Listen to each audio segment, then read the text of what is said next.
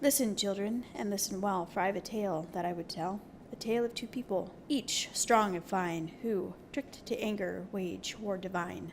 This tale of a witch whose dark arts could only be ended when a god ate her heart. So hear me now, and hear me well. The Aesir-Vanir War, or Loki eats Golvig's heart. In Norse mythology, the gods and goddesses belong to two tribes of gods called the Aesir and the Vanir.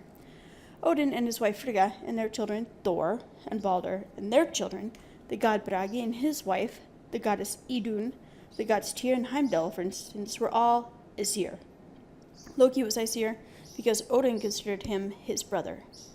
They lived in Asgard, and Freya and her brother, Freyr, along with their father, Njord, and his sister, lived in Vanaheim. Now, Freya could work magic, and when she met some of the Aesir, they liked her so much they called her Heather, which meant bright. They especially loved her magic, and they wanted her to work her magic for them. Freya, however, had been taken over by an evil witch called Gulveig, and Gulveig made her talk to the Aesir into using her magic for selfish, mean reasons, and they thought it was all Freya's fault. So they were mean to Freya. Odin even tried to kill poor Freya. Eventually, though, they found out that it was really Gulveig, which means gold greed, who was causing them to be so greedy. So the Aesir set out, and they found Gulveig alone in her hut. Gulveig wouldn't let Freya go, so they tried to set Gulveig on fire to free Freya. They set the witch on fire twice. Each time Gulveig came back from the ashes. But among the Aesir, there was a god of fire, chaos, and mischief who was named Loki. Loki, you see, could make the fires burn hotter and brighter than any normal fire could with his magic. So he set the witch on fire one more time. And finally, the witch was destroyed. Only her evil, blackened heart remained. Seeing the heart, Loki was furious that it was still there. He knew his fires had destroyed everything. But he also knew that to finally destroy Gulveig, her heart had to be destroyed too. So you know what he did? Loki ate Gulveig's heart. And it worked. Finally, the witch was gone, and Freya was free. But because of how mean they were, and because the Aesir had tried to kill Freya, many of the other Vanir were angry.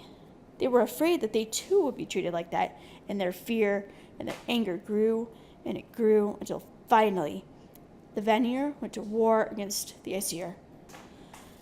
For a long, long time this war went on, and it was terrible, and it was horrible, but neither side could win against the other. It went on for so long that both sides finally got tired of fighting, and they finally called an end to it. But to make sure it truly ended, Freya, Freyr, and Njord all agreed to live with the Aesir, while two of the Aesir, Honir and Mimir, went to live with the Vanir. Among the Aesir, Njord and Freyr were honored and respected. But unfortunately, Honir and Mimir weren't treated very well by the Vanir.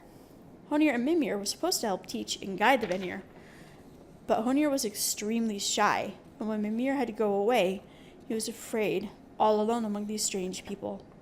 He didn't think he could give very good advice, so he would say, let others decide, all the time. The Vanir in the end thought they'd been cheated when Honir and Mimir came to live with them, because they gave the Aesir 3 of their best, and only got 2 in exchange, and one of them couldn't even do his job. So, angry, they killed Honir and Mimir, cutting off their heads. Odin, naturally upset at the loss of one of his advisors, got Mimir's head back from the Vanir. Well, Odin had been learning magic from Freya, so he took Mimir's head and he chanted over it and covered it in herbs. It said Mimir's head gives advice to Odin to this day, advice Odin could not do without. So, why didn't the Aesir and Vanir go back to war when Mimir and Honir were killed, you may ask? Well, believe me when I tell you how very, very tired they were of fighting all the time. So they agreed instead to terms of peace. To make this agreement permanent, they worked some more magic, creating through it another wise being called Kvasir.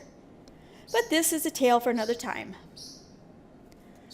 Now, for the kids at heart, if you and your younglings liked this, please click the follow button and check out some of our previous works in the Myths for Kids line, Creation Myths, and Yggdrasil in the 9 Realms. Join us for our discussion sessions too. We're currently covering the Hrafnfjall, and by all means, please also find us on Facebook if you haven't already. Check out our Fundly and our Patreon. Links are in the description. Thanks you all for being here, and hope you had fun.